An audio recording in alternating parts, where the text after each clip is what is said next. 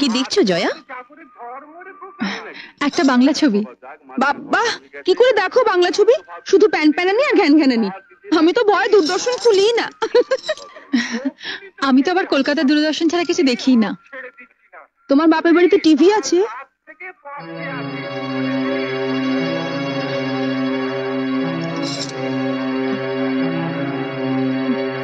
আছে, একটা ছোট ব্ল্যাক এন্ড হোয়াইট টিভি আছে। আসলে আমাদের কেবল কানেকশন নেই তো, তাই ওই কলকাতা দূরদর্শনের প্রোগ্রাম দেখতে দেখতেই অভ্যস্ত হয়ে গেছি। এবার অভ্যেসটা বদলাও। ওটা বন্ধ করো আর কেবল টিভি দেখো। এখন আমরাও তো দেখবো। একটা দারুণ হিন্দি ছবি আছে। কি ছবি? হাম আপকে হ্যায় কৌন।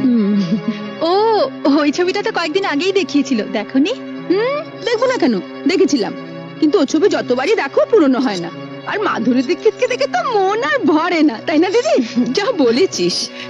কিন্তু মাধুরীকে নিয়ে ওসব কথা তো ছেলেরা বলে, মেয়েরাও বলে। তবে তুমি অবশ্য বলবে না, তার কারণ তুমি তো নিজেকে মাধুরীর থেকেও সুন্দরী ভাবো।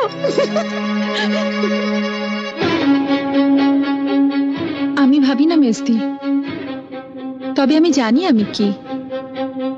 একেবারে পাতে দেওয়া যায় না এমন হতকুচ্ছিত আমি নই, তাই না? নইলে এ পাড়ায় যাদের বাড়িতে পড়াতে আসতাম তাদের বাড়িতে মা আমাকে দেখেই সঙ্গে সঙ্গে তার ছোট ছেলের বউর জন্য পছন্দ করে ফেলতেন না।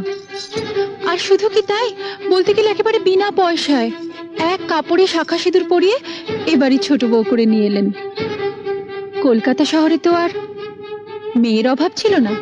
না, তা ছিল না, কিন্তু ছোট ঠাকুর বিয়ের বয়স হয়ে গেছিল। অত সামান্য রোজগেরে ছেলের জন্য কোনো অবস্থাপন্ন ঘরের ডানা কাটা পরি তো আর পাওয়া যাবে না, তাই তোমার সঙ্গে বিয়ে দিয়ে দিলেন।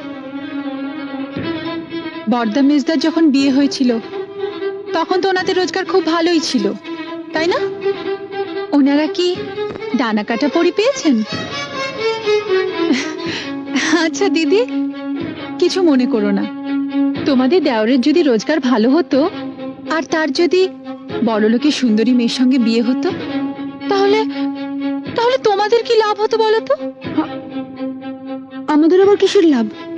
ও মা, তাতে যদি তোমাদের কোনো লাভই না হলো, তাহলে আমি যেমন আমাকে তেমন ভাবে মেনে নিতে তোমাদের অসুবিধা কিসের?